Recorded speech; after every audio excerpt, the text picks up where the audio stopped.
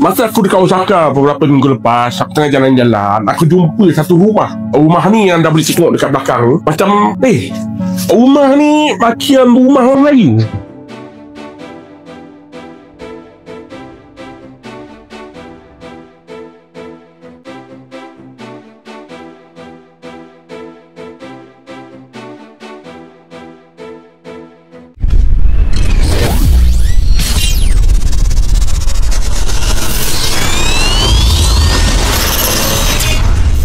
Kita bangsa Melayu, bangsa yang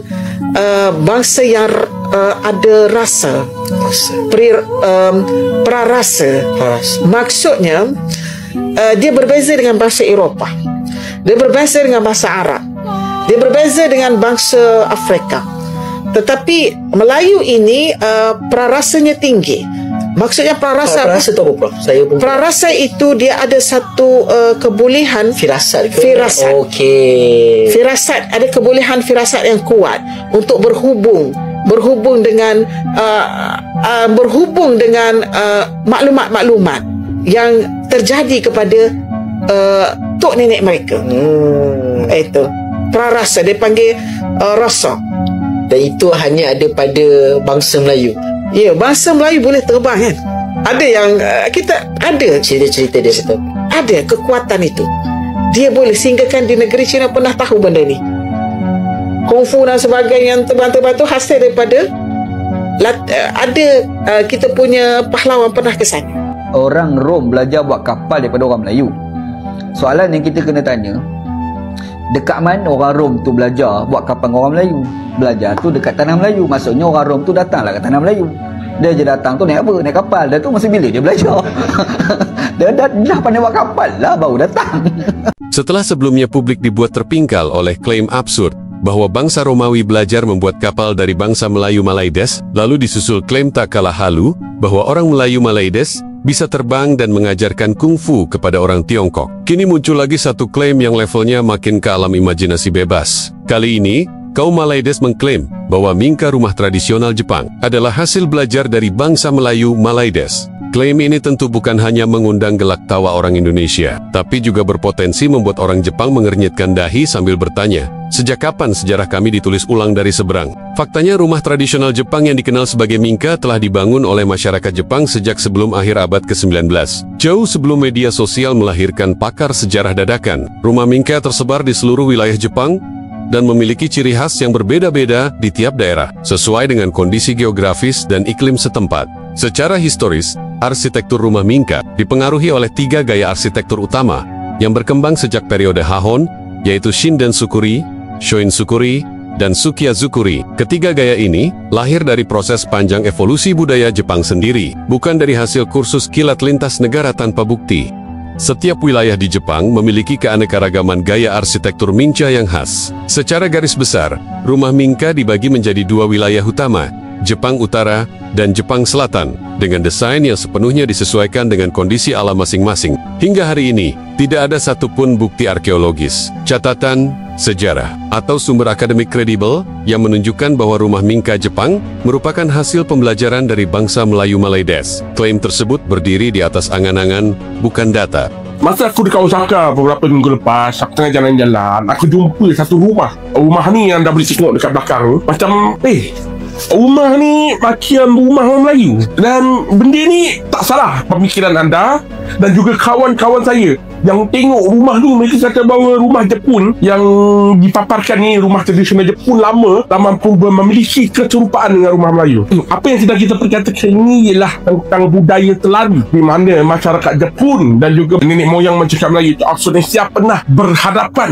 cabaran yang sama di tempat tinggal mereka, sehingga mereka membangunkan rumah yang lebih kurang sama dan menjawab cabaran yang sama. Okey, kita dapat lihatlah kenapa Jepun membina rumah macam rumah orang Melayu. Kita dapat lihat pada penggunaan atap rumbia yang tebal, tiang kayu, rumahnya bentuk segi empat, manakala bumbung yang berbentuk A yang ditinggikan. Bahkan kalau anda perasan pada gambar ini, bahawa seperti mana orang Melayu, orang Jepun membina rumah kayu mereka dengan membangunkan kawasan lantai lebih tinggi daripada darat. Itu ada sebabnya.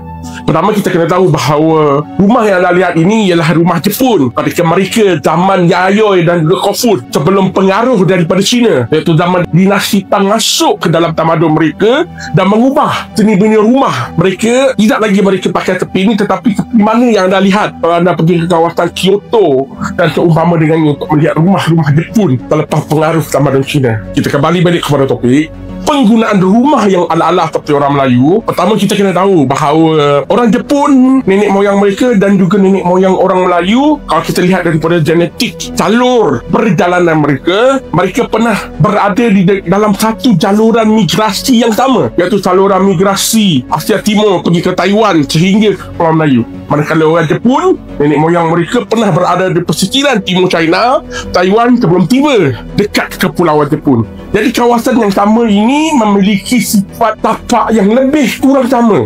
Hujan lebat, banjir, tikus dan seumpama dengannya. Sebab itulah kita dapat lihat bumbung rumah Jepun ini curam. Bentuknya dibentuk, dibina tinggi setinggi mungkin untuk memastikan bahawa apabila bumbung yang curam itu senang untuk mengalirkan air turun. Kayu dan jerami pula menjadi bahan utama sebab ini merupakan bahan yang senang didapat dalam kebudayaan agraria di timur China. Suatu rumah dibina tinggi untuk mengelakkan banjir, untuk mengelakkan tikus, sebab orang Jepun dulu merupakan masyarakat yang tinggal dekat kawasan sawah padi. Jadi tikus itu adalah kebiasaan biasa. Jadi untuk mengelakkan tikus daripada naik ke atas, maka mereka membina rumah kayu mereka tinggi daripada lantai. Kebetulan cabaran yang lebih kurang sama dihadapi oleh nenek moyang Melayu Austronesia ketika mereka berada di Taiwan, Timur China, sehinggalah mereka sampai ke Kepulauan Melayu di mana bentuk alam tidak banyak berubah, menyebabkan seni bina mereka masih lagi sama sebab cabaran yang dilalui